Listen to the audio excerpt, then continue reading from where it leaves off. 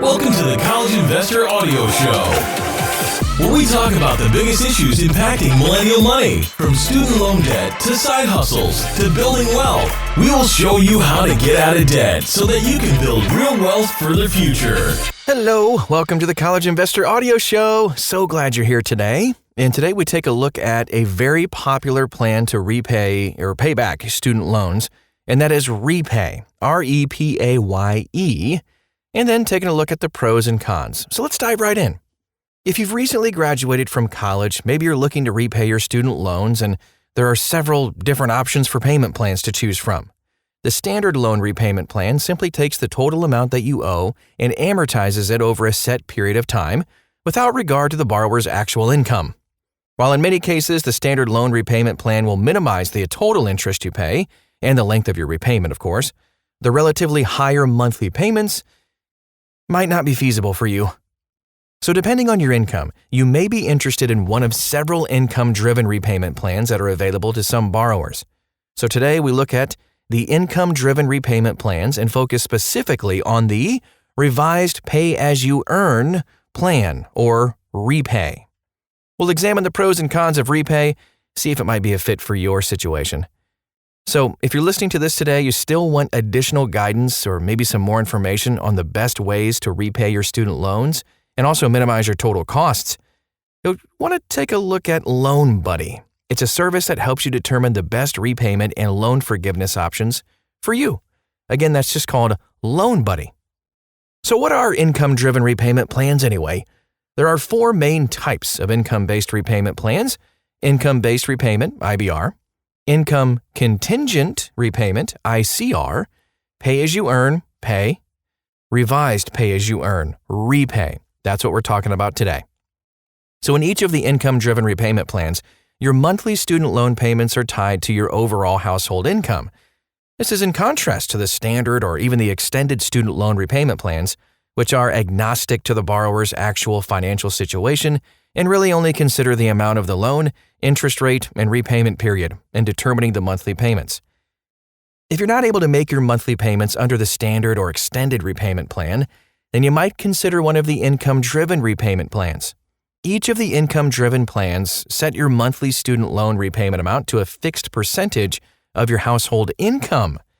The exact percentage depends on a few factors, such as where you live, how many people are in your household, as well as which of the income-driven repayment plans you are considering.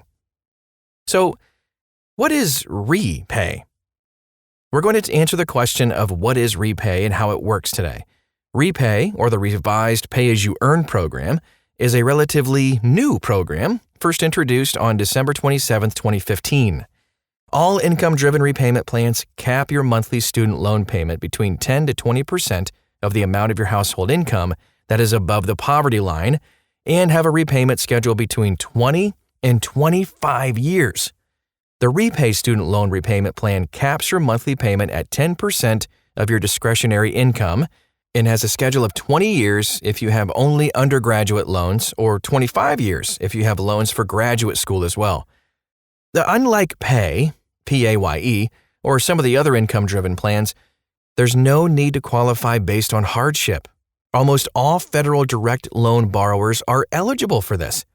The only exception are those who have Parent Plus loans who are not eligible for RePAYE.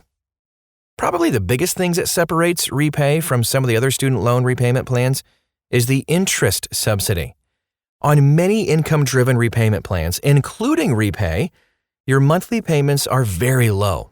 That's by design. One negative side effect of that is that your monthly payments may not be enough to cover the interest on your loan that accrues each month. So to help keep the interest from ballooning out of control, RePAYE offers an interest subsidy for the difference between your monthly payment and the monthly interest amount. For the first 3 years, RePAYE will pay the entire difference on subsidized loans and half of the difference on unsubsidized loans. After the first 3 years, it will cover half of the difference for all your loans. So after the 20 or 25-year loan repayment period, any loan balance still outstanding with RePAYE will be forgiven. Keep in mind, though, and this is a big reminder, that you will owe income tax on the amount that is forgiven at the end of your loan period. So make sure to plan for that with your tax advisor. If you don't adjust your income tax withholding in the year your loan balance is forgiven, you might find yourself with an unexpected and unwelcome tax bill to the tune of thousands of dollars or more. So what's the difference between pay and repay? As you might imagine from their names, pay-as-you-earn, pay, and RePAYE, revised pay-as-you-earn, have many similarities. Both plans tie your monthly payment amount to 10% of your discretionary income, extend your student loan term, pay an interest subsidy if your monthly payment is less than your accrued interest, and also forgive your loan balance at the end of your loan repayment term. But there are a few critical differences too between pay and repay, and it's important to understand them so you can make sure to pick the one that is right for you.